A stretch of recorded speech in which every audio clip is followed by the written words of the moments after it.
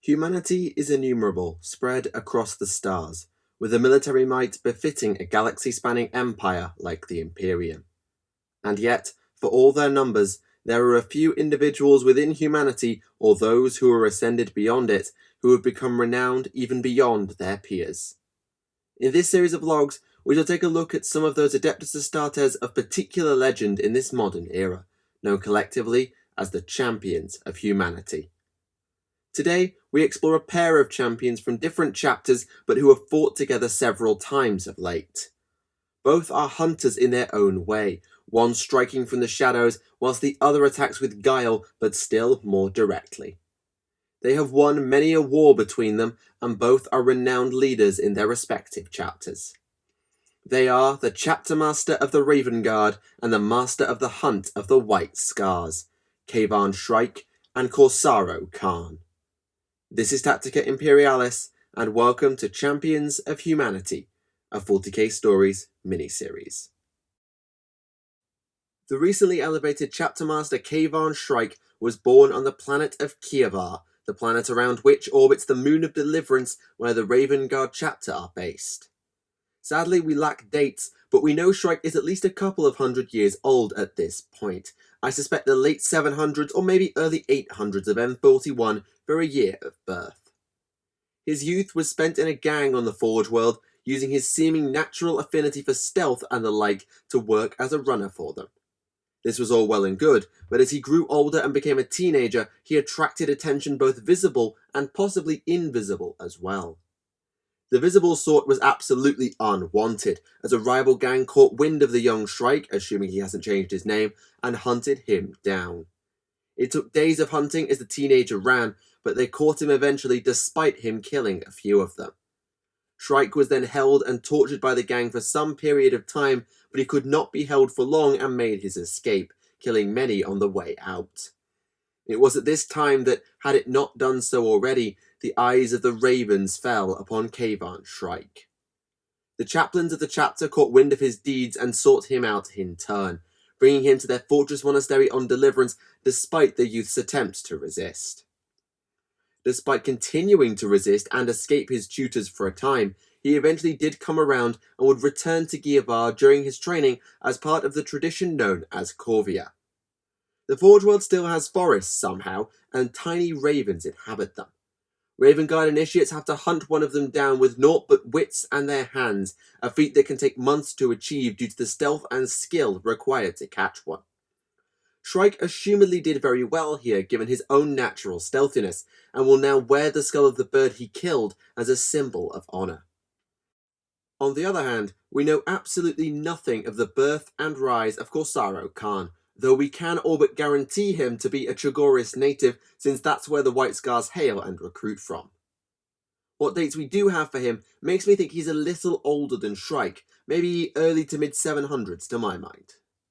Quite what he did to catch the eyes of the White Scars is unknown, but rather than the chaplains watching from the shadows, it will have been the librarians and the Stormseers who openly watched and recruited him into the chapter. Given the populace sort of deliberately regressed back to its roots, having been unified by Primarch Jagtai Khan before the coming of the Emperor, we can also assume that Corsaro was a plains hunter and a tribesman. He'll then have been brought to the Primarch's Palace Quanzu that now serves as the fortress monastery of the chapter. But whether the Scars have any initiation rituals unique to them, I'm sadly unsure. I reckon they do, but I can't find any details, unfortunately. Either way, both Corsaro and Kayvon will have followed similar paths after their recruitment, as both the Raven Guard and the White Scars are what you would call Codex-compliant chapters.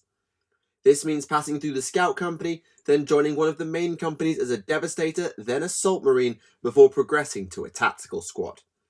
Corsaro, who would not be a Khan this time since that's the name for a captain, wouldn't have called his company a company though, as they are known within the Scars as Brotherhoods, and they're actually similar but smaller compared to a Codex company.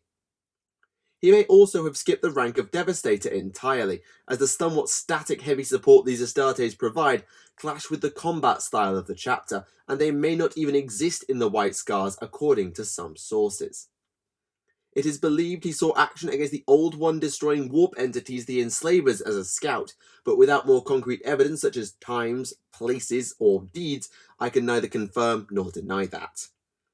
As for Shrike, I somehow suspect he spent more time in the Scouts than Corsaro, purely because the Raven Guard reinforced more slowly than other chapters due to gene seed and population issues.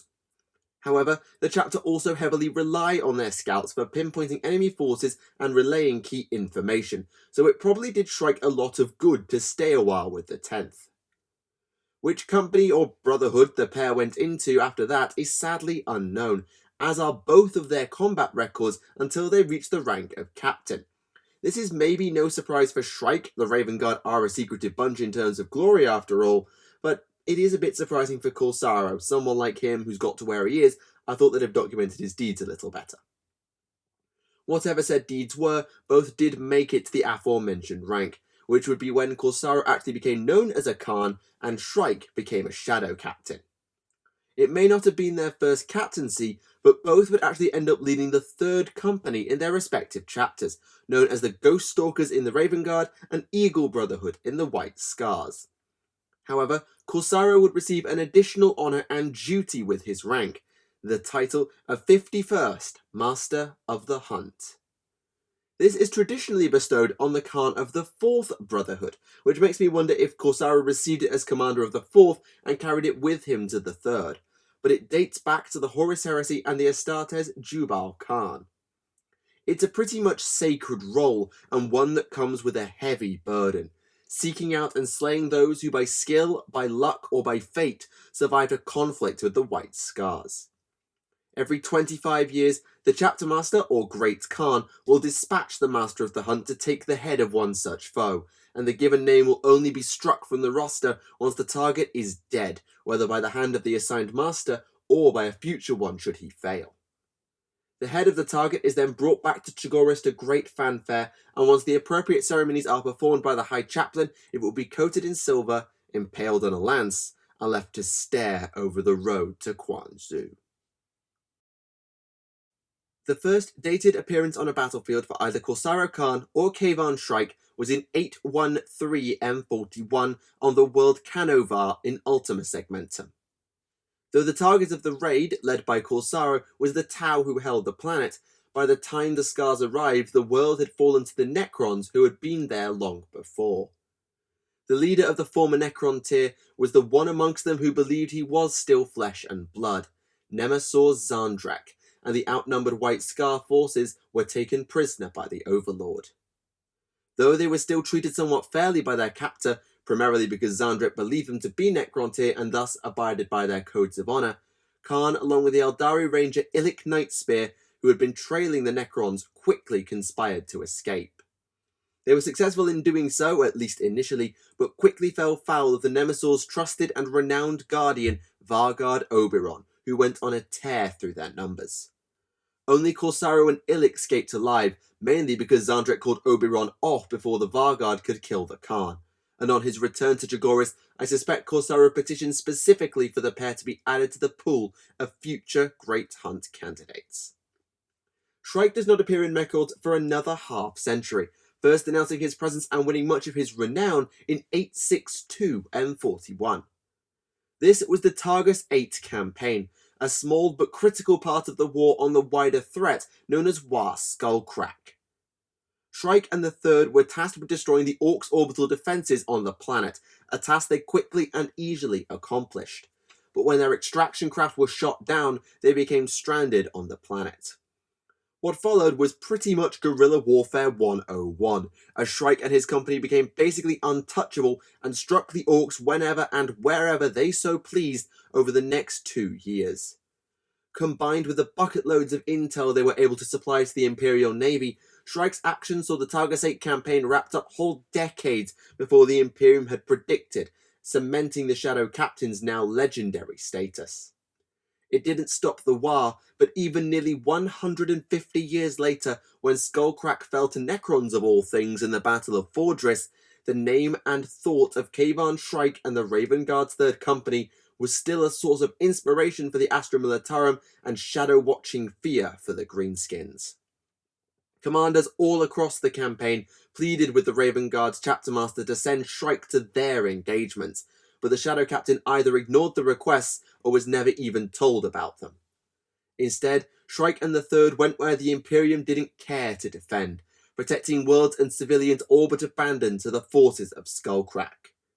The mere thought that Shrike might come and save them was enough to make the Guard fight all the harder across the entire front, and the civilians saved by the Third came to see them as living legends. This went on for probably all of the next century until 966 M41, when Shrike was recalled by the chapter in the face of another Orc menace, War Garagak.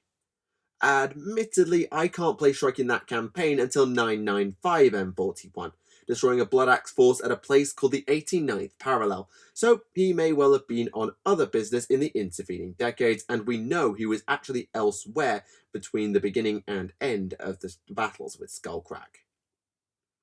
Throughout those 150 years or so, though he may not have won as much wide renown as his counterpart, Corsaro Khan would have been very busy hunting down the foes of the White Scars. It is believed he has completed nearly 20 of the hunts assigned to the various masters down the years. Given there's been a rough total of 400 assigned over 51 masters if you do the maths, this puts him well above the average, which is of course only about 8. They weren't all his assigned targets, mind you, as some belonged to those who previously evaded the masters, so sadly we can't use that information to give a rough estimate to his age. One of his most renowned scalps has to be the Slaneshi demon prince known simply as Doom Rider, who had escaped from and even killed several masters of the hunt in the past. Corsaro actually needed 5 attempts to finally get Doom Rider, as the demon prince escaped him several times, but on the world of Shaka 6 there would be nowhere left to run. Well, actually that's untrue, as Doom Rider did win and tried to drag the Khan into the war with him, but somehow, through sheer strength, Corsaro managed to wrench the demon's head clean off. This didn't actually kill Doom Rider, demons play by weird rules, but after ripping his jaw off, that was no issue for Corsaro either, who returned the still living head to Chagoris. Though that is not to say that Khan has caught everyone he's chased down in the past, far from it in fact. We'll get to one of his most famous misses later on, but one target denied to him through outsider intervention was the Chaos Warlord Paramix. The White Scars had pursued the Nurgle Lord to the already doomed agri-world of Gerhöft, having supposedly chased him and his warband the Blighted Claw over half a segmentum in an attempt to claim his head. However, they failed once again here, as the bikes were assailed by the demon engines known as Blight Drones. Worse still, when they called for aid from nearby Dark Angel's forces under Ravenwing Grandmaster Samael, the Sons of the Lion straight up ignored them and basically left them to it. Only Corsaro survived to escape before the world was destroyed by Exterminatus, and as far as we know, he's yet to catch Paramix, and I suspect if he gets 5 minutes he'll probably send an angrily worded Vox transmission to the Rock. I just suspect that somehow. Despite his official role, the job of the Master of the Hunt does not actually just mean hunt down those on this list at the cost of all else, as evidenced in 943 M41. The Chapter Master of the White Scars, also known as the Great Khan Kayublai, went missing and presumably died during a battle with the Drukhari, perhaps in an echo of his Primarch so long ago. Depends if you think he's still alive. This time, though, Corsaro was able to seek vengeance where the White Scars could not before, hunting down and killing the Archon of the responsible Cabal of the Bloody Talon and 1,000 other Cabal members over the following 2 years. Sadly, we lack dates for most of the hunts, as you might have noticed. I haven't been able to give much data, but there was one hunt assigned before Kayublai died that would interlace the tales of both Corsaro Khan and Kayvon Shrike. Not long after the conclusion of the Targus campaign in 871 M41, Shadow Captain Shrike caught word of the industrial world Quintus in Ultima Segmentum, not too far south of Chagoris and the Galactic Centre. The planet and its PDF had been corrupted by chaos and turned to the service of the Alpha Legion, led by the demon prince Kernax Voldorius. In an attempt to liberate the world, Shrike and his third company launched an invasion of Quintus, fighting a guerrilla war as they had done so successfully against the Orcs. However, they would not be alone in their campaign for long, as Corsaro Khan led his own company to the planet, tasked by Great Khan Kayublai with taking the head of Voldorius as an assigned Great Hunt target. Corsaro had spent most of a decade chasing Voldorius, even working together with the Blood Angels on the planet Zoran and wiping all with him out, but the Demon Prince had continually escaped his blade. Not so on Quintus, though it wouldn't be an easy job to get to Voldorius or even to get the two chapters present to play nice with one another. Apparently, for reasons I'm completely unable to discern despite my Legion's research, the White Scars and the Raven Guard have not got on for thousands of years, and this made things awkward between Shrike and Kor'sarro for planning their attack on Voldorius. However, despite the mistrust between the captains, an alliance was forged and a proper plan was made. Said plan played to the strengths of both, as Shrike led his elite assault squad on an ambush and baited the Chaos forces into overextending into a White Scar counter-assault. Such a tactic drastically thinned the non-Astartes forces, even taking out a Baneblade and putting a dent in the Alpha Legion too, but Voldorius was still unaccounted for as he remained in the planetary capital. To handle said capital, the pair called in their Thunderhawks and encircled the city. The Scars took to the streets and alleys, whilst the Raven Guard struck the heights of the critical buildings. The PDF were routed, begging for mercy yet receiving none from either chapter. And this time, despite how many times he had escaped the Master of the Hunt, the addition of the Shadow Captain proved the undoing of Kernax Voldorius. The two captains faced the Demon Prince together, working expertly in tandem despite any lingering issues between them. Shrike's lightning claws pinned Voldorius to a statue, leaving him wide open and vulnerable to the Khan, who took his head and completed his hunt. They went their ways afterwards, with Shrike presumably rejoining the war on Skullcrack, whilst Corsaro returned as a hero to Jagoras for the completion of the various ceremonies. However, this would not be the last time the pair would encounter one another and work together, as both were embroiled in the Tau Empire's third sphere of expansion. Corsaro, along with the Raven Guard's chapter master of the time, Corvin Severax, were part of the first major battle in the Third Sphere, the original invasion of Agralan that saw the planet renamed as Mugalath Bay. The Khan would actually run across the Firecast commander Shadow Sun, battling her several times during the war and often getting the better of Oshasera, even though he couldn't quite kill her. In some ways, the two may have had some respect for one another, as both were hunters though fighting on different sides, but Corsaro was so effective against her that it broke Shadow Sun's cool demeanour. This, combined with the psychic deception provided by one of the Stormseers, which is the White Scar name for Librarian, baited Oshasera into a perfectly planned ambush on the feudal world Voltoris not long after. This time, both Shrike and Corsaro were on world, but even the two together couldn't quite put the Third Sphere's commander down. Shadow Sun escaped, swearing to redouble her efforts in the upcoming Prefectia campaign, and she got her own back on the Raven Guard especially in that battle.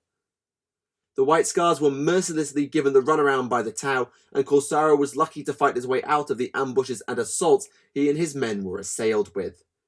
Shrike fared little better. His task was to find a hole in the Tau defences, but the forces he deployed found themselves quickly on the back foot too. However, the games of fate and counterfeit could not last forever, and the Raven Guard and White Scars both started slowly to close on Shadow Sun as Chapter Master Severax arrived as well. The Lord of the Raven Guard actually, to the mind of the cynical critic, tried to steal the Master of the Hunt's thunder and slay Shadow Sun personally. And it worked. Well, until it didn't. For Severax did slay Shadow Sun, or at least he thought he did, but it transpired that this was naught but a decoy, and the real Shadow Sun was cloaked nearby in a ghost keel to kill the Chapter Master. The war for Prefectia had now turned, and the Imperials were forced to evacuate the world, but Shrike wasn't about to let the death of Severax go unpunished. The Shadow Captain led another hunt for Shadow Sun, still failing to slay the commander, but he did manage to force the Tau back enough to recover the now-dead Chapter Master's gene seed. Such a feat was incredibly impressive and noteworthy, and in recognition of this and his various past deeds, the other Shadow Captains voted Kayvon Shrike as the Master of Shadows, the new Chapter Master of the Raven Guard. Shrike continued to work with the White Scars and inflict a string of defeats on the Tau, but the arrival of the new Storm Surge ballistic suits put paid to their efforts, and Prefectia became the Sept of vast loss. Undeterred by what they saw as a minor loss, the Imperium made their return to Mugalath Bay, and both the vengeful Shrike and the tenacious Corsaro came with them. Shrike was asked by the Admiral of the Imperial Battle Fleet with clearing the Tau's orbital defences, which he and the Raven Guard accomplished relatively easily with a string of melter charges. The Raven Guard then used their own air power during the Imperial landings, as Shrike correctly predicted and foiled Shadowsun's plans to attack the landers with her fleets. However, the unforeseen arrival of the Farside enclaves began to turn the tide, and only the Khan's contingent of White Scars remained on world for long, as the rest of the Space Marine forces withdrew soon after. Corsaro did withdraw to orbit in turn, rejoining the other forces as they launched their drop pod assault on the capital of Mugalath Bay, though in truth they were something of a distraction whilst the most dangerous hunters of all, the Officio Assassinorum, got to work taking out the Tau leadership. I doubt Corsaro was too pleased about potentially missing his chance to kill Shadowsun, but the Kalidas assassin sent to kill the Firecast leader would be unsuccessful.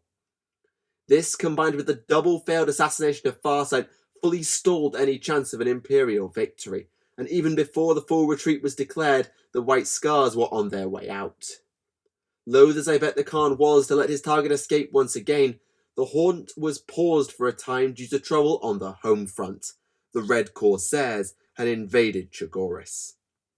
Even with the Sons of Jagtai racing back home en masse, the forces of Huron Blackheart made solid progress, and the waxing of the maelstrom following the appearance of the Cicatrix Maledictum only made things worse. Yet Chogoris was saved from the clutches of the warp, at least in part thanks to the Primaris Space Marines and the Indomitus Crusade that brought them, though Chapter Master Jubal Khan, who shares his name with the original Master of the Hunt, is missing and perhaps dead after attacking a Red Corsair space station in the aftermath. What this means for the leadership of the White Scars is currently unknown, and so Corsaro may find himself as Great Khan before too long, just as Shrike found himself as Master of Shadows. As for Shrike, he has been far from idle in the new era, and seems to have integrated the Primaris Marines without much issue into his chapter. They fitted in just fine at the mining world Siphinius, where Shrike personally led a series of Thunderhawk assaults against Chaos forces led by the Night Lords. The Master of Shadows led so many, in fact, that it was believed he was in several places at once by some, and the world fell back into Imperial hands not long after. Whether he and Corsaro have met up again since is unknown, given the alliance between their chapters the pair had begun to build on Quintus and beyond, but if I know him, I suspect the Master of the Hunt will be heading for the Nemyar Atoll if he can, to settle the score with Commander Shadowsun. To conclude, let's look a little closer at the armaments and temperaments of Kayvon Shrike and Corsaro Khan. As befits a son of Corvus Corax, Shrike is renowned for the use of a jump pack and lightning claws. Said lightning claws are probably the only unique element of the Chapter Master's war gear, known as the Raven's Talons. It is said they were forged by none other than the Raven Guard Primarch himself in the aftermath of the Istvan V dropsite massacre, presumably during the ultimately failed rebuilding of the 19th Legion before it was sabotaged by the Alpha Legion. Believed totally unbreakable and able to shred any armour, they have become the signature weapon of Shrike even during his time as a captain. I wonder how he came to earn them in the first place, though. That's not totally clear, nor are we aware of anything that he's got as a symbol of office for being Chapter Master. Other than that, there's nothing really of note in Shrike's armoury, just a regular bolt pistol and power armour as far as we know. As for Corsaro, his signature weapon is the power sword known as Moonfang. Unfortunately, details are scarce on this weapon. We don't know if it's symbol of office for the Master of the Hunt or for the Third Company Captain. We don't know when it entered the White Scar's armoury. We don't know when Corsaro took ownership either. All we know is that the Khan is very damn good at using it, given the amount of heads I suspect he's taken whilst wielding it. As a White Scar, it should also be of no surprise that he is more than capable with a bike as well. He doesn't use it as often as some other Khans, but Corsaro does have his own bike, known as Moondraken. Unfortunately, I can find basically no information on this either besides the name. The shared naming convention makes me wonder if it's tied to Moonfang, reinforcing the idea that sword and bike are symbols of office for the Master of the Hunt, but I can't prove anything, sadly. Corsaro then pairs these with a simple bolt pistol, but given the ritual beheading of his enemies that this position requires, I suspect he doesn't use it on his chosen targets, save to wound them or slow them down. The personalities of the Masters of Shadow and the Hunt are generally not far from typical for their chapters as far as we know. Shrike is almost certainly the more reserved and patient of the pair, using that extended time in the scouts we suspect he had versus Corsaro to better hone his skills. That's not to say Corsaro can't be patient, but given he was the last to withdraw before the last attack on Mugalath Bay, I suspect the worth he puts on the hunt will weigh heavily and test said patience. Both are hunters though, precision tools in their own way given their general modus operandi. I would suspect that of the two, Shrike is the one who cares more for the lives of the Imperial citizens and the like. Remember that he went towards abandon to War Skullcrack rather than answering the pleas of the Militarum commanders for aid. When they work together, however, they are extremely effective.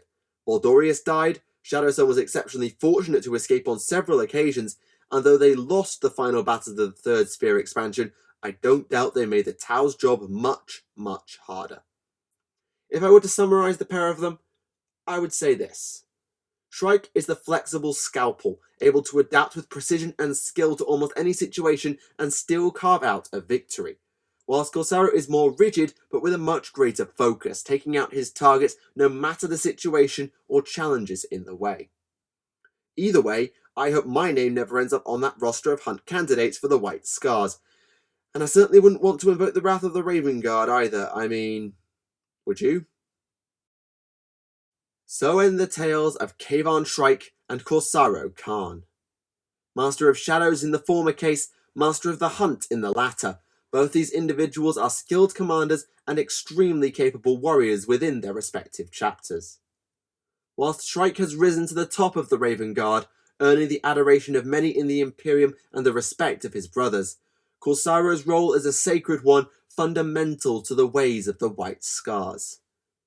We are unsure where their paths will lead, perhaps Chapter Master for the Khan, who knows what else for their combat records, but in any event, they have a role to play in their chapters as they enter this new era.